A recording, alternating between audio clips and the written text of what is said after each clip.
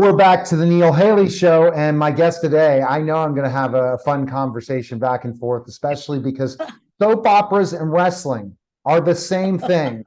So my guest today is Carolyn Hennesy. She again is an Emmy Award winner, General Hospital, and so much more. Carolyn, you're shocked, right? I'm a former pro wrestler, so I just wanted to hit it off straight and say I know soap operas. I know how to tell that soap opera story. And so you absolutely do. You absolutely do. And for me, walking onto that soundstage, it's like I'm getting in the ring.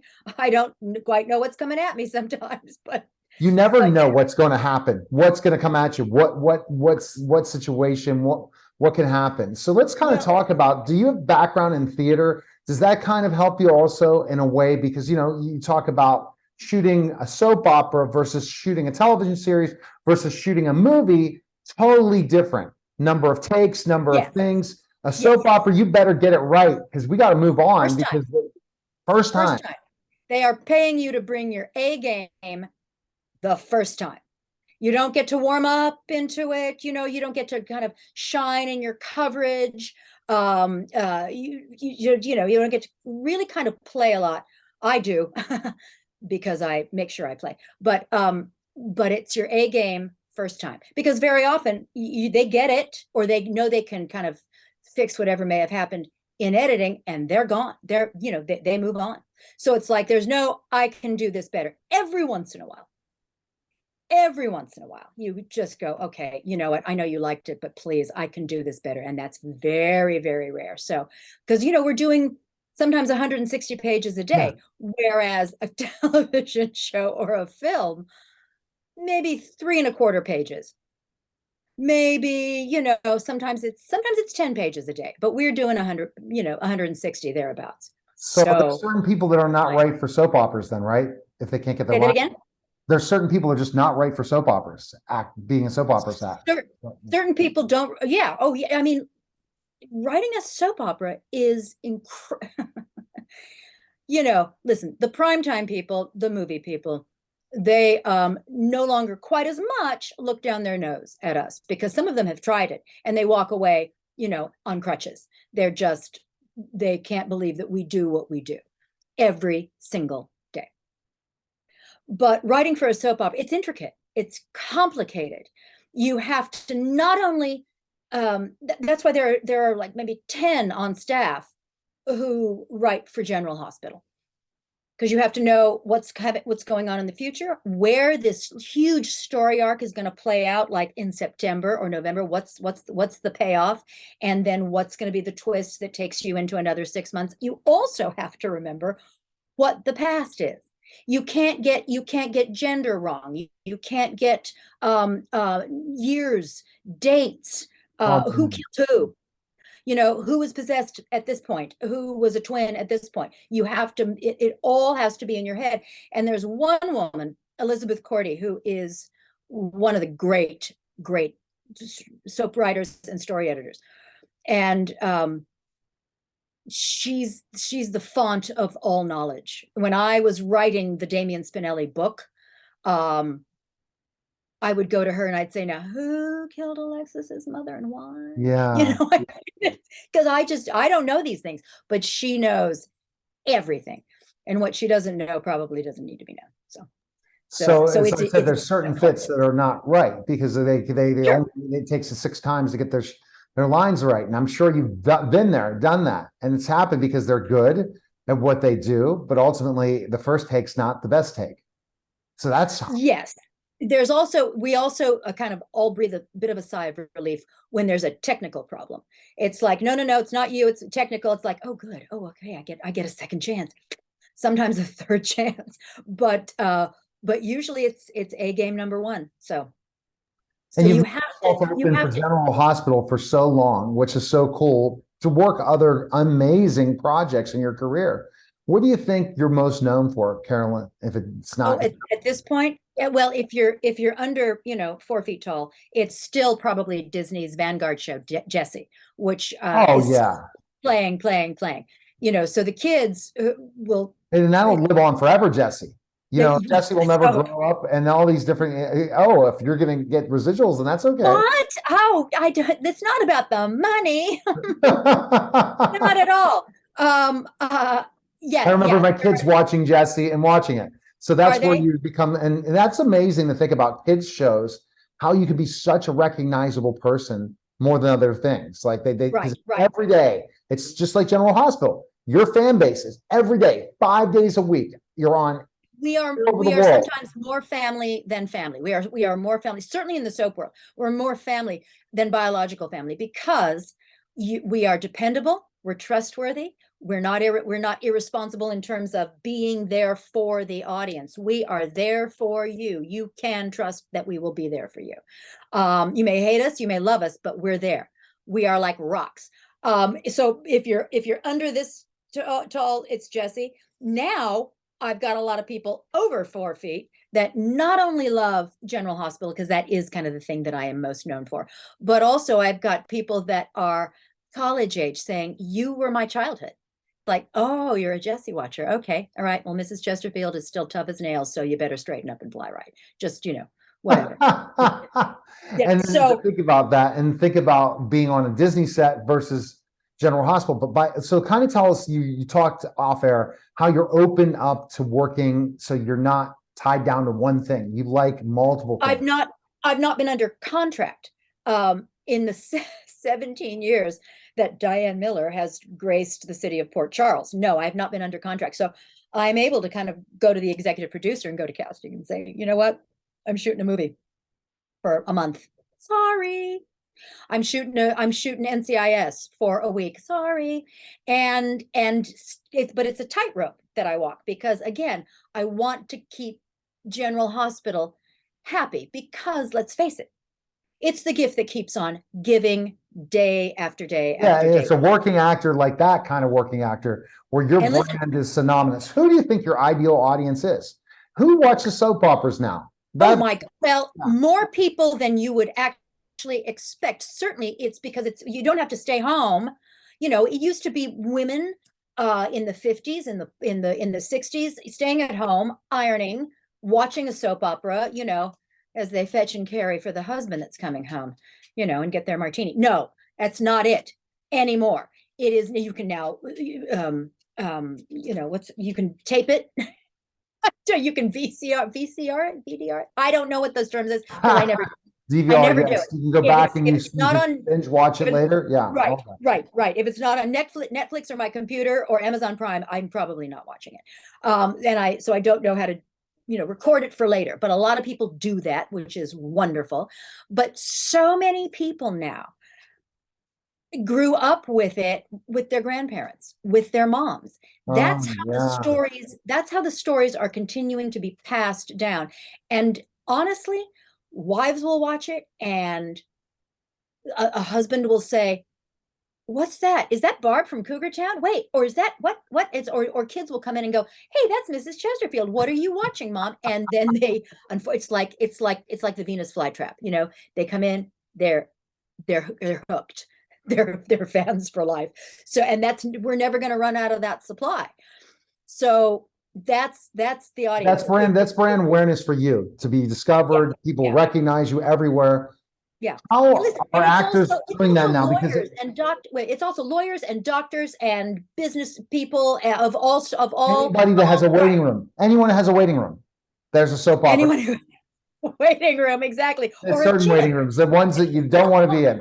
You end up, Yeah, boom, it's popping on, or it's in a laundromat, wherever it is. But what I'm saying is, so doesn't matter. it Doesn't doesn't. matter. We are still a viable, dependable force. The 4 soap operas that are left are still, again, as much family as bio family, sometimes more, I think because the challenge for we're like, your industry now, and I wanted to ask you this question because you're a veteran actor, is there is a lot of work, but there isn't a lot of work. Okay. And that yeah. basically gets, because they don't shoot many films anymore. There's not many major production films. The people aren't going to the theaters anymore. There's another option. There's streaming, but then they're not paying a lot of the actors what they're worth in some of these streaming networks because they're not paying the people who created them enough money. What do you see? You're so glad you have General Hospital because there's not tons of productions, tons of opportunities where it's Well, a script you really want to do, right? listen, I can make any script Right. a joy for myself because Okay. actors act. Uh-huh. Actors act. They don't throw fits. They don't say no to this or no to that. I mean, listen, obviously, of course, there are exceptions to everything. Like, for instance, nobody wants to see me take my clothes off because they want to sell their product. So anyway, and I I certainly don't want to do that. So there are things that I have actually said no to. But most of the time, 95% of the time, actors act. And that's our job. That's our business. So is there less and less coming down the pike? For many, many people, the answer is yes. For me, blessedly, not yet, because I'm Diane Miller on a soap opera, very glamorous, very well dressed, very, but I'm also first and foremost a character actress. I've been a leading lady, but I'm first and foremost a character actress, and there will always be jobs for character actors. It's great. The ingenues may come and go, or hopefully morph into a character actor, but sometimes they just don't. And let's also not forget that as we speak right now, there's a writer's strike going on. So no one is working. No one that I know is working. So that's I see. I've been hearing about it. Oh yeah. Understanding. So tell me what's happening. What are the times that a writer's strike happens during the launch of ChatGPT 2? Go figure, like, the way things are changing with AI and writing and how writers are having the biggest challenges. And that's what this strike is about. This strike is about really AI. This strike is about AI, streaming services, residuals for writers, and they deserve everything that they're They asking. totally do, because they are the ones that create these lives and these ideas that you and I, we can perform it in some sort of way. We can come up with the idea. Yeah. Right. The producers, I'm confident, will end up seeing the light, not letting it last 100 days like the last one did, or 6 months like the one in '88 did. And they will just kind of go, look, we're going to give it to you anyway. Maybe you can work with us a little bit on this point or this point, but we're going to give it to you. And so let's just stop this now. So everybody that I know who is not working can go back to work. Soap opera. Interestingly enough, I think we've got scripts written through, well, I'm not actually quite sure, but we have scripts written for a long time. So we're still viable, and the soap actors are still working. And this is when you go, thank God for the soaps. Yeah. Listen, I've seen with my friends in picket lines over at Warner Brothers. Sorry, Warner Brothers. Oh. But yeah, SAG actors can actually not work without repercussions at this point. But after this writer's strike, there's the director's contract is coming up, and then the actor's contract is coming up. So we're in that season. So the thing that you see as happening is you're in the ideal audience, your brand awareness. Have you used this brand in a way for ability to take you to the next level in your career and other things? Think about it like specific shows you were on and different things, the appearances. So you could be working for years and not even acting. The way things are going, people, once you have a brand, it's hard to get rid of that brand because somebody knows you. And that's the power of brand, that you can endorse anything, you could do anything, you could get work, you can look at opportunities. Have you looked at that? Do you have any lines or different things that you promote or anything yourself? I do, and I'm just starting I'm revisiting my little online, it's not a podcast, it's more of like a little drop-in. It's called Carolyn's Carpet Bag, and it is, I guess you would call it an unboxing, or because it's a carpet bag, you're unbagging for the certainly not 25-year-old set. It's the women of a certain age that want to see this product or that product. And it's just fun things that I come up with, because this is still a demographic that is widely dismissed and not recognized. Totally. And it's like, they're older. We don't need to market to them. Oh, yes, you do. You better market to it. That's one of the biggest things I've said to my clients that are a lot older. I mean, I'm 50, but I mean, but what I'm saying is, you look 40. They're older. So what'd you say, Carolyn? I said, you look 40. Thank you. I did not look 42 years ago. So I owe that to people helping me with my health.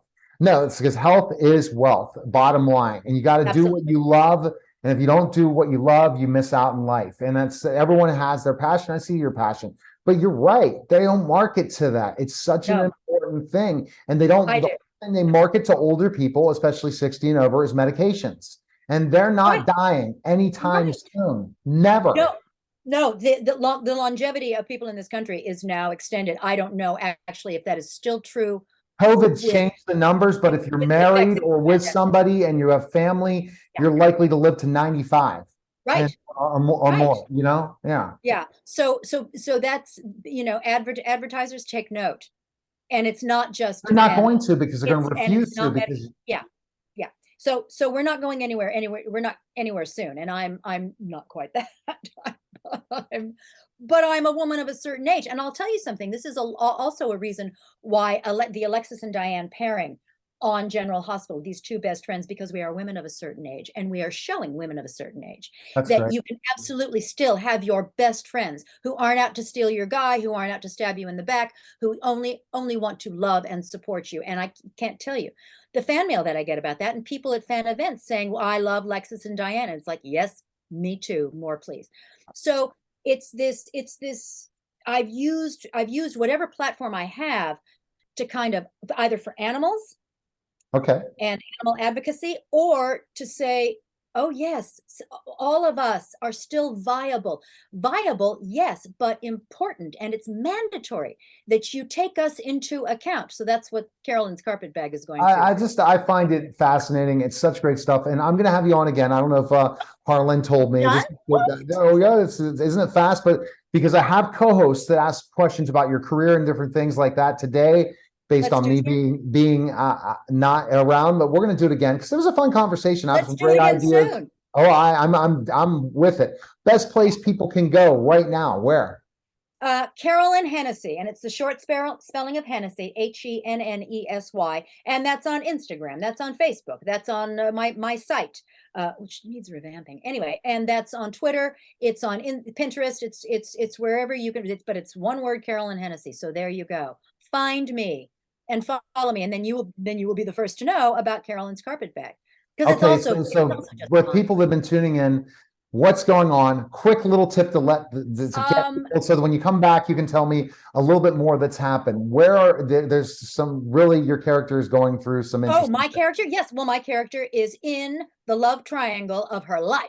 She's in the ring. She's in the wrestling ring, and she's wrestling Holly Sutton for the love of Robert Scorpio, Tristan Rogers, and Emma Sams. And I have a feeling that I will be you in the ring. I will demolish. I love it. I love it. Well, we appreciate it. It was such fun. Thanks for stopping by again. And my pleasure. Schedule. You're listening and watching the Neil Haley Show, and we'll be back in just a moment.